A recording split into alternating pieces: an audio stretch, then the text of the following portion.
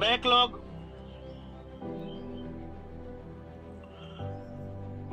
तो नहीं है, लेकिन रिवीजन नहीं कर पाए, लैक ऑफ रिवीजन।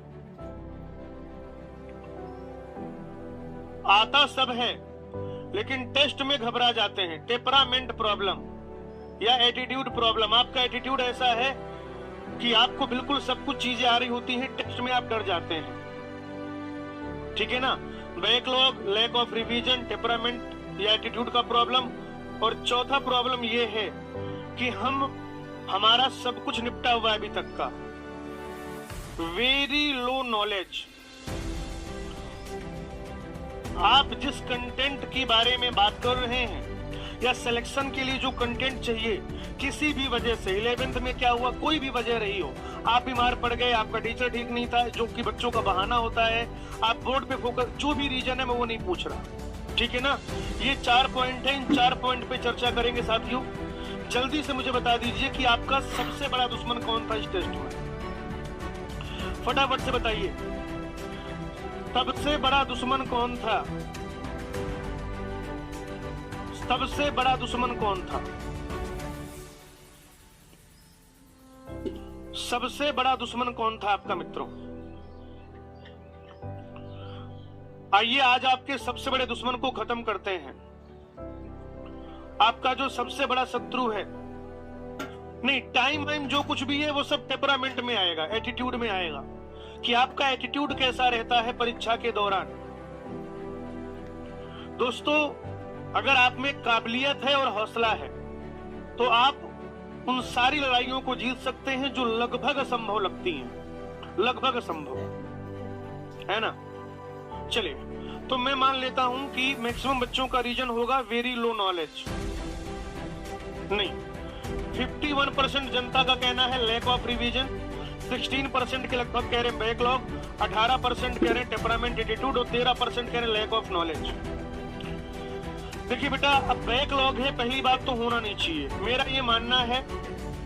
मैं शुरुआत में पहले लेक्चर में यही मैंने कहा था कि कोशिश करना बैकलॉग ना होने पाए।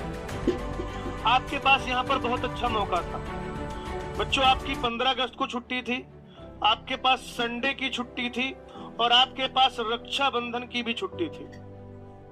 तो आप चाहते इन 3 दिनों में बेटा, है ना, ये त्योहार बीते दिनों आप सभी लोगों को रक्षाबंधन की बहुत बहुत शुभकामनाएं।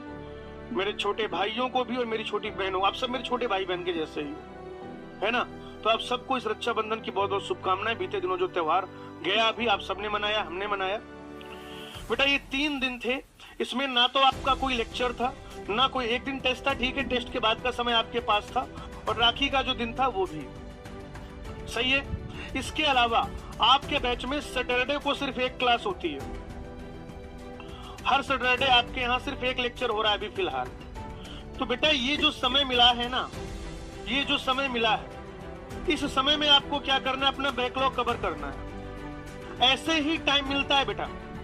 अगर आप ये सोचो कि अगर कोई एक इंसान है, मान लो 4 लोग हैं बेटा, कल्लू, मल्लू, बुल्ली, गोलू, 4 लोग हैं भाई, कल्लू, मल्लू, बुल्ली, गोलू।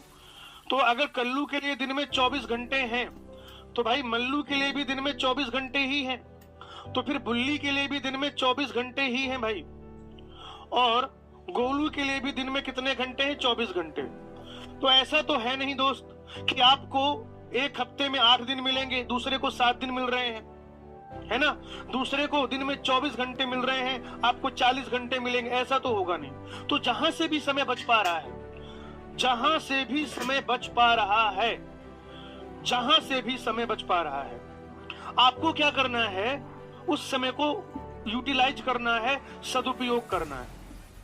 और कभी भी जब बैकलॉग आप कवर करना शुरू करें, कभी भी जब आप बैकलॉग करना शुरू करें, तो बेटा उस दौरान क्या करिए, आप कोशिश करिए कि जिस सब्जेक्ट का बैकलॉग सबसे कम है उससे शुरू करिए। पता है क्यों?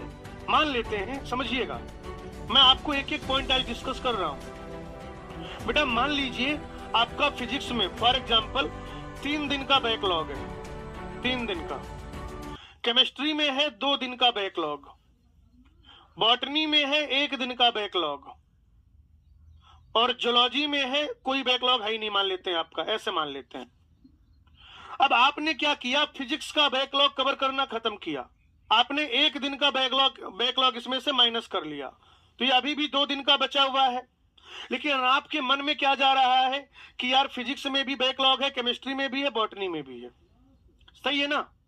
आपने हालांकि मेहनत की, एक दिन का बैकलॉग खत्म भी किया, फिर भी जो स्टेटस है वो वही है कि फिजिक्स में भी बैकलॉग है, केमिस्ट्री में भी बैकलॉग है, बायो में भी बैकलॉग है, मतलब बॉटनी में बैकलॉग है। आपने यहां एक दिन का बैकलॉग खत्म किया, अभी भी आपके दिमाग में ये चीज है कि फिजिक्स का बैकलॉग बचा हुआ है।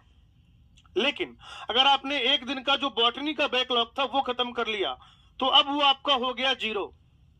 तो अब आपके मन में क्या थॉट आएगा कि बॉटनी और जूलॉजी में कोई बैकलॉग नहीं है, बस फिजिक्स केमिस्ट्री का बचा हुआ है। अगेन फिर से आपने क्या किया, 2 दिन का यहाँ पे बैकलॉग खत्म किया या एक दिन का खत्म किया, तब भी एक दिन का तो बचा ही रहेगा। तो आपको लगेगा फिजिक्स का भी है, केमिस्ट्री का भी है। आप केमिस्ट्री में जो 2 दिन का बैकलॉग बचा हुआ उसको खत्म करिए, 0 डेज। तो आप कहेंगे अरे भाई केमिस्ट्री बॉटनी जूलॉजी का बैकलॉग खत्म है, अब सिर्फ फिजिक्स बचा हुआ है। आगे बात समझ? तो ये मैंने क्या किया, एक ऑर्डर बताया है। हो सकता है कभी आपका बॉटनी का बैकलॉग ज्यादा हो, कभी जूलॉजी का ज्यादा हो, कभी केमिस्ट्री का, कभी फिजिक्स का। ये एक फायदा मिलता है दोस्तों, इसका एक मनोवैज्ञानिक फायदा मिलता है, तो आपको पढ़ने में मन लगता है। ठीक है, बैकलॉग का पॉइंट हो गया। दूसरा, लैक ऑफ रिवीजन। बच्चों अगर आपका सब कुछ